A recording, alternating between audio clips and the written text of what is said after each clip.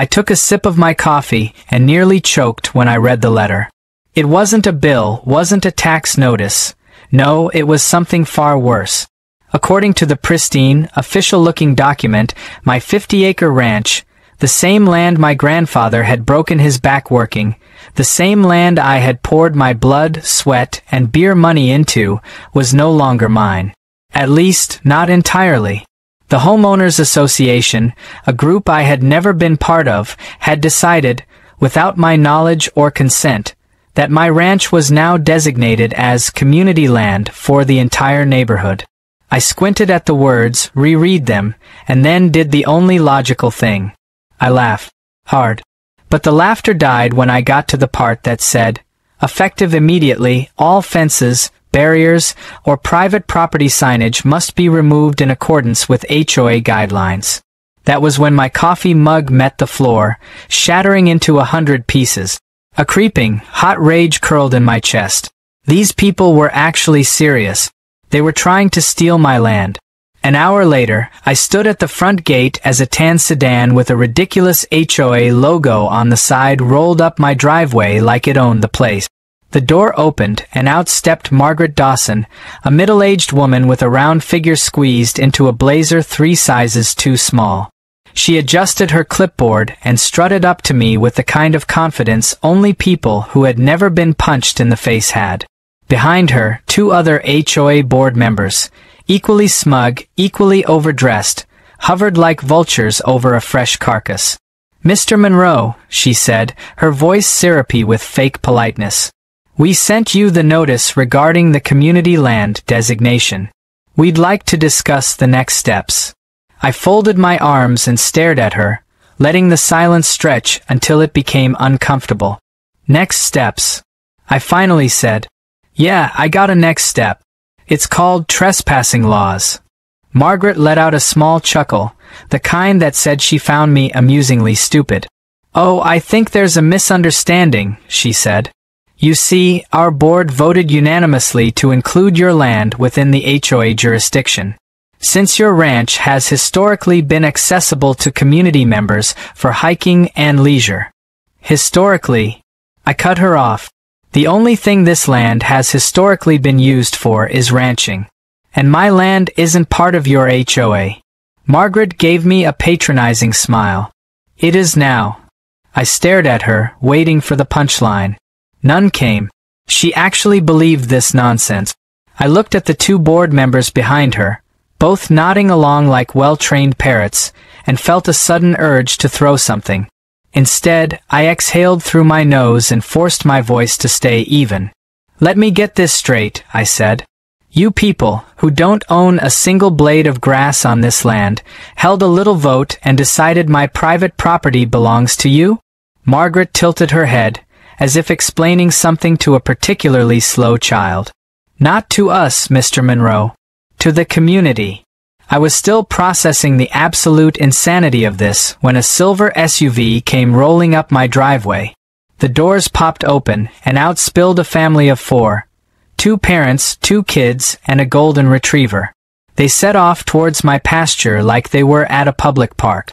"Whoa, whoa, whoa!" I shouted, marching toward them. "What do you think you're doing?" The dad, a balding man in a golf shirt, smiled at me like I was the one intruding.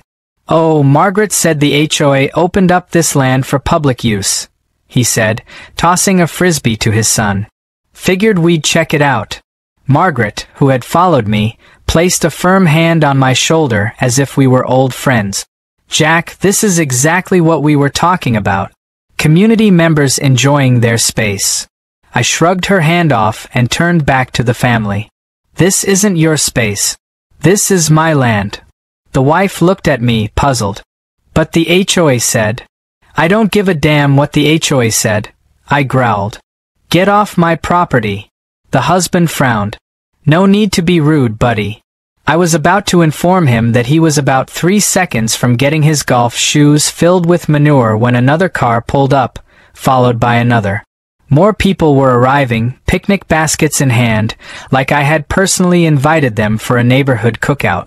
My ranch was being invaded in real time, and I felt like I was trapped in some bizarre nightmare.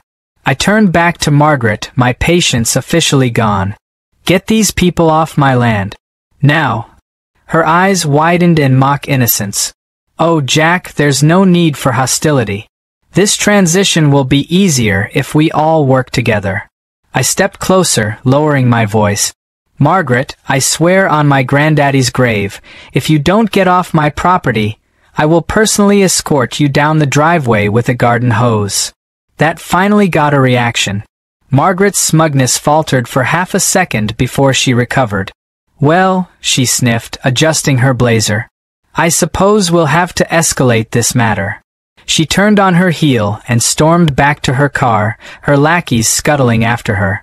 The trespassers, realizing something was off, started shuffling back to their vehicles. As Margaret got into her sedan, she gave me one last look. You'll be hearing from our lawyer. I grinned, slow and mean. You'll be hearing from my shotgun. The moment they were gone, I grabbed my phone and dialed Curtis McGraw, my lawyer. Curtis wasn't just a lawyer. He was the kind of guy who made a living off crushing overreaching HOAs. He answered on the first ring. Curtis, I said. I've got a situation. 20 minutes later, I was sitting in his office, explaining everything. Curtis listened, nodding along, occasionally scribbling note. When I finished, he leaned back, chewing on the end of his pen. Ah, the classic HOA land grab, he said, sighing like a man who had seen too much. They don't actually have legal grounds, but they're banking on you rolling over. I frowned.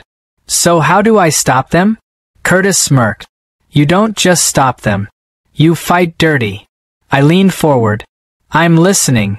Curtis tapped his fingers against the desk. First thing you do is make it impossible for them to use the land.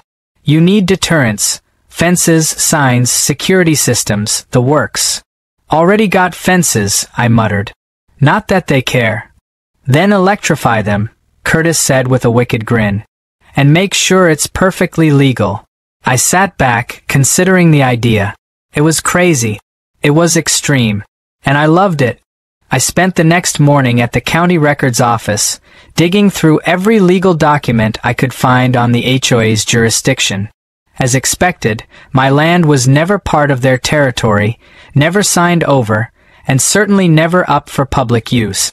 But that didn't stop Margaret Dawson from trying to rewrite reality. She had filed paperwork claiming an annexation of my property into the HOA, citing some obscure community development clause. It was complete nonsense, but it was nonsense that could cost me everything if I didn't fight back. That same afternoon, I marched into the HOA's office, which was a stuffy little building attached to the community clubhouse. Margaret sat behind a desk, shuffling through paperwork, looking as smug as ever. She barely glanced up when I walked in. Jack, she said in that syrupy voice that made my skin crawl. I assume you're here to discuss compliance with the new regulations. I slapped a folder onto her desk.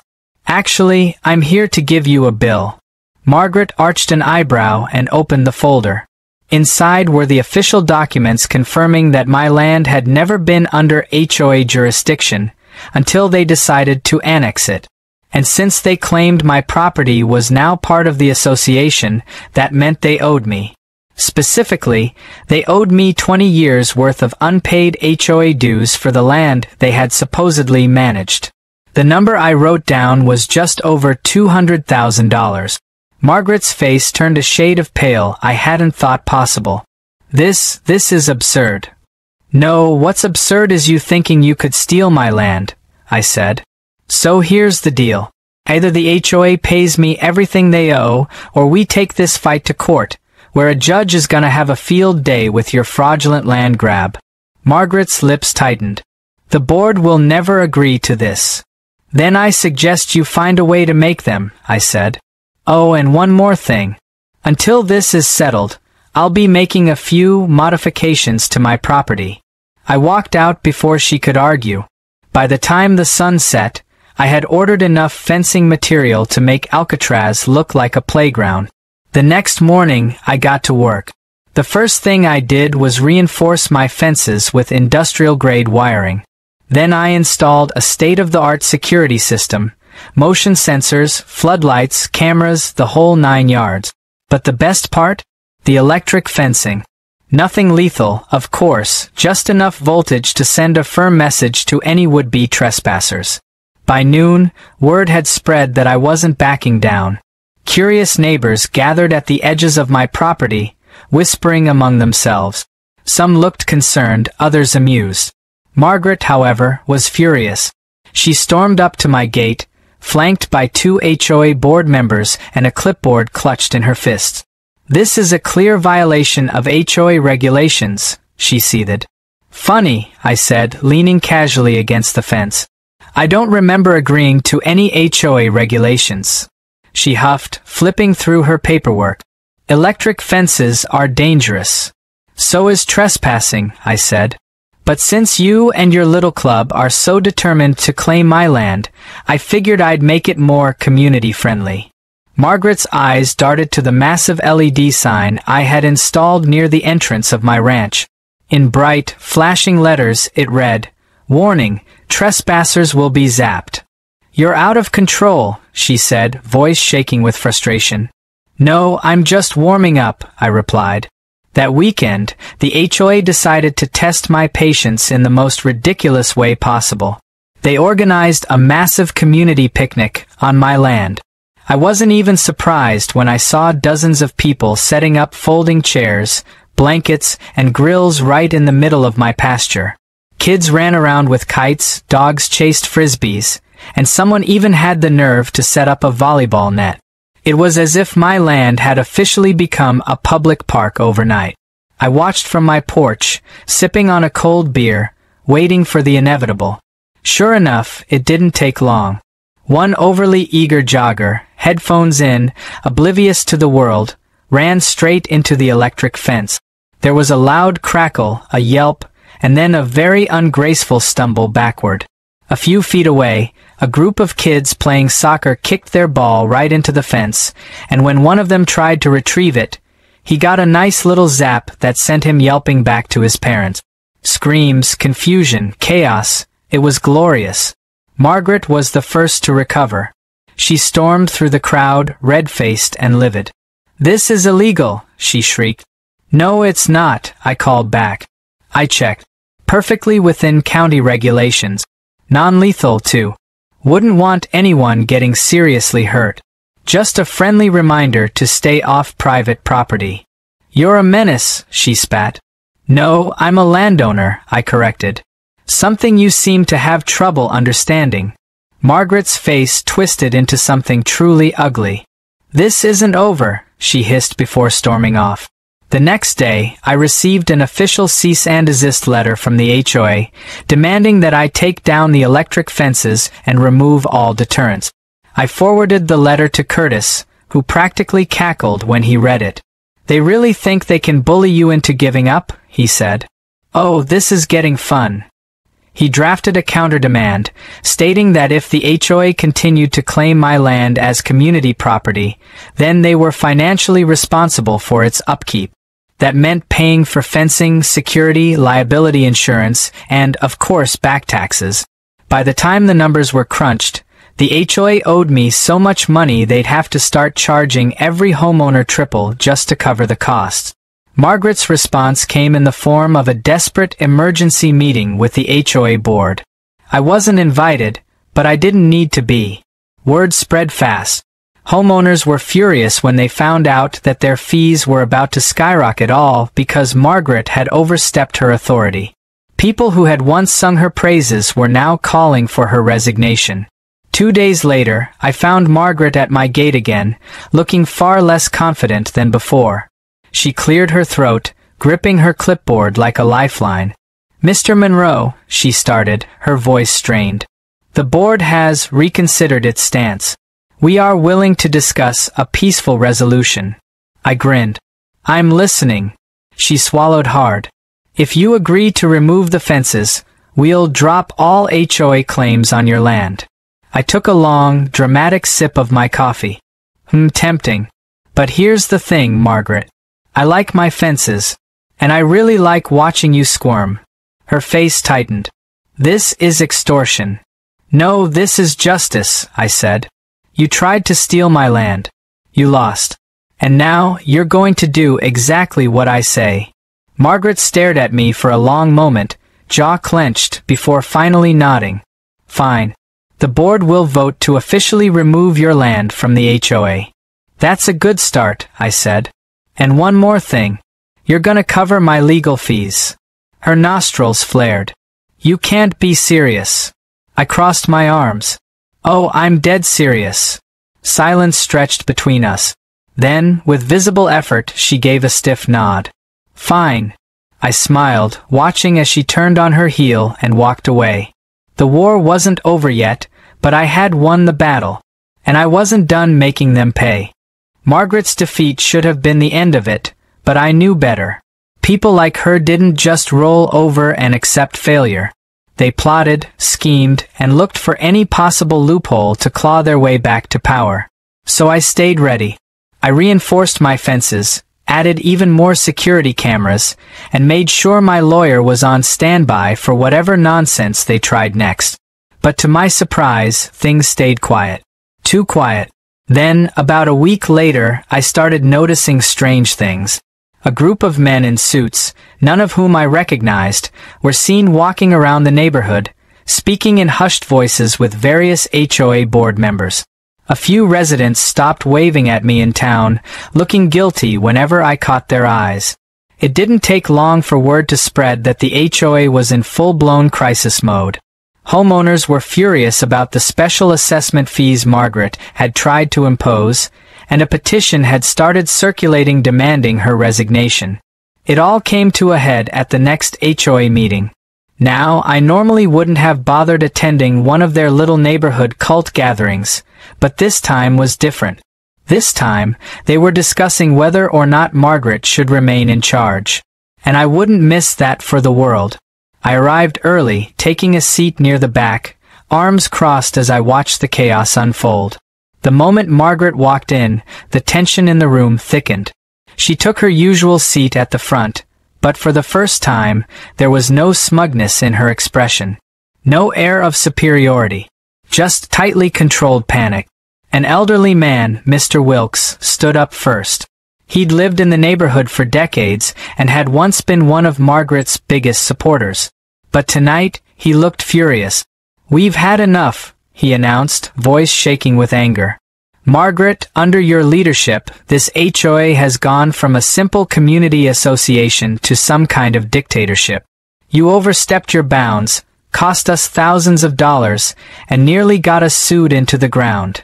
Murmurs of agreement rippled through the crowd. Margaret opened her mouth to defend herself, but another homeowner cut her off. "You told us Monroe's land was legally ours," a woman snapped. "You lied. And because of you, my family has to pay an extra $5,000 in HOA fees this year. Are you going to reimburse me, Margaret?" Margaret's face went red. "I was acting in the best interests of the community." "No," I called out from the back, leaning forward with a grin. "You were acting in the best interests of yourself." Heads turned toward me. I stood up slowly, letting the silence stretch before I spoke again. "Margaret tried to steal my land," I said, loud and clear. "She thought she could bully me into handing it over, and when that didn't work, she tried to bury me in paperwork. But she failed. And now, she's scrambling to clean up the mess she made." Margaret's lips pressed into a thin line. "You don't even belong to this HOA, Monroe." "Oh, but I do," I said with a smirk. "Remember? You forced my property into your jurisdiction. Which means I get a vote." A ripple of shock spread through the room. The board members whispered among themselves, realizing the full scope of what I had just said. Margaret had been so determined to claim my land that she had unknowingly given me the power to vote on her removal. Someone motioned for the vote to begin. It wasn't even close. One by one, hands shot up in favor of removing Margaret from the HOA presidency. The final count was overwhelmingly against her. Margaret slumped in her seat, looking as if someone had just pulled the rug out from under her entire existence. The next day, I was back on my ranch, enjoying the peace and quiet, when a moving truck pulled up to Margaret's house. I stepped onto my porch and watched with mild amusement as she stomped back and forth, barking orders at the movers. She had lost everything. Her power, her influence, her standing in the neighborhood, and now she was leaving. I almost felt sorry for her. Almost. That evening, I got a knock on my door. A group of HOA board members stood there, looking unusually nervous. One of them, a younger guy named Derek, cleared his throat awkwardly. "So, we've been talking," he said. "And since Margaret's gone, we need a new president." I narrowed my eyes. "Let me stop you right there. If you're about to ask what I think you're about to ask, the answer is hell no." Derek raised his hands. "Hear us out. We know the HOA has been a disaster lately. We need someone strong, someone who won't let power go to their head." I crossed my arms. "Not interested." Another board member, a woman in her 50s, stepped forward. "Jack, if you become president, you could dissolve the HOA." That made me pause. "Say that again." "If you take over, you could vote to dismantle it entirely," she said. "No more fees, no more ridiculous rules. Just homeowners managing their own property, like it should have been from the start." I took a long moment to think it over. The idea of running an HOA made me want to gag, but the idea of permanently putting an end to their nonsense? That had potential. I exhaled sharply. "Fine, I'll do it. But only on one condition." Derek nodded eagerly. "Anything. I don't want to hear a single complaint when I burn every one of your HOA rulebooks." A week later, it was official. The HOA was dissolved by unanimous vote. Homeowners were free to do whatever they pleased with their own property. No more fines for grass that was an inch too tall. No more ridiculous restrictions on paint colors. No more tyrannical power trip. And just like that, peace returned to the neighborhood. To celebrate, I threw the biggest barbecue the neighborhood had ever seen. The smell of smoked brisket filled the air, beer flowed freely, and for the first time in years, people actually looked happy to be living here. As I stood by the grill, watching my neighbors laughing and enjoying themselves, I felt something I hadn't felt in a long time. Satisfaction. Curtis showed up halfway through the party, shaking his head in amusement. "You really did it," he said, grabbing a plate of ribs. "You destroyed an HOA." I smirked. "Told you I'd fight dirty." He laughed. "What are you gonna do with all your free time now?" I glanced toward the horizon, where my newly reinforced fences stood tall and unchallenged. "Oh, I'll think of something."